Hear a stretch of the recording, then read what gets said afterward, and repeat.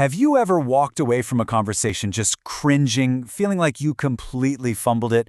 Well, we are about to break down exactly how to make that feeling a thing of the past. And look, it's not some kind of magic trick. It's just a single, really powerful shift in your thinking that can turn pretty much any awkward chat into a real, genuine connection. You know that feeling, right? You walk into a room, maybe a party or a networking event, and suddenly the pressure is on. It feels like you're on a stage. You start worrying about what to say, how you sound, if you're smart enough, if you're funny enough. It is absolutely exhausting. And it's the very thing that's holding us back. So, what is the one big thing that separates those draining conversations from the ones that just feel magnetic? It's this. Almost all of us think our job in a conversation is to be interesting. We try to be witty or impressive, the star of the show. But the people who connect effortlessly, turns out, they do the exact opposite. Yeah, this is what we call the performance trap. When you're trying to perform for someone, your mind is just racing. It's filled with anxiety about what to say next. It completely closes you off. So instead of actually connecting with the person right in front of you, you're just stuck in your own head. And that makes a real conversation basically impossible. But what if you could just eliminate that pressure? Just make it vanish entirely. Well, you can. It's something called the curiosity shift. And honestly, it's the single most powerful change you can make to your whole mindset about talking to people. It's all about completely reframing your goal. The change is so simple, but it is profound. Your goal is no longer to be interesting, it is to be interested. That's it. That's the whole game. You shift your entire focus from yourself onto the other person. You're not there to put on a show, you're there to discover something. This quote just nails it perfectly. Think about it. The people we find the most charismatic, they aren't the ones who give the best speeches. They're the ones who make us feel like we're the most fascinating person in the room. And they do that by being genuinely impressed by us. They actually listen. So here's the big idea. Reframe every single interaction. It's not a test you have to pass. It's more like a book you get to read, an adventure you get to go on. When your goal shifts to pure discovery, that pressure to perform, it just melts away. Okay, so that's the mindset. That's the big idea. But how do you actually do it? Let's get practical. We're going to go through 3 simple but really powerful tools you can use to put this curiosity into action, like today. All right, tool number 1 is the 3-second rule. This is all about mastering the first 3 seconds of any interaction, because that tiny little window sets the emotional tone for everything that comes after.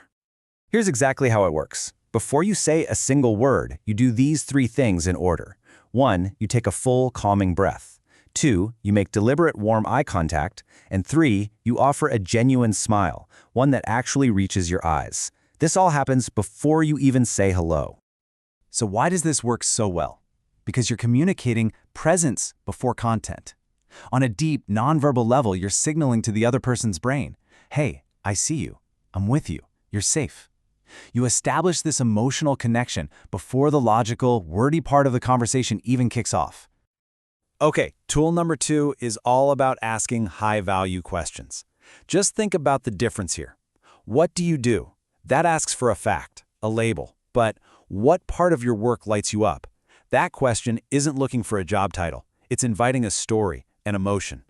So instead of asking, where are you from, you could try, what's something about where you grew up that really shaped who you are?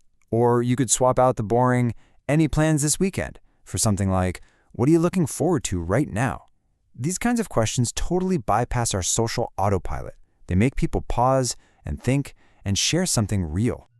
And tool number 3. This is your secret weapon for never ever running out of things to say. It's called the conversational boomerang. It's a super simple 3-step loop. You receive what they say, like really listen, then you reflect a key part of it back to them, and then you return with a follow-up question. What's so cool about this tool is that it forces you to become a better listener by default. This quote says it all, really. The secret to never running out of things to say isn't about having a list of clever lines in your head. It's just about paying closer attention to what the other person is already giving you. So we have the big mindset shift, and we have the practical tools. Now let's tie it all together with the one core principle that runs through everything we've talked about. We call this the golden thread. It's the simple choice to combine authentic curiosity with generous attention. It just means that your only goal is to try and understand the person in front of you. And that's the key here. This isn't a trick or a technique. It has to be a genuine intention. And look, if you remember only one thing from all of this, please let it be this. The difference between boring small talk and a great conversation isn't your technique, it's your intention. Seriously, a clumsy question asked with genuine interest will always beat a perfectly polished question that feels hollow. Your intention is everything. So, at the end of the day, the goal isn't just to become a master conversationalist who can talk to anyone. It's to become a master discoverer who can learn from everyone. And with that in mind, I'll just leave you with this final thought. Who will you choose to discover today?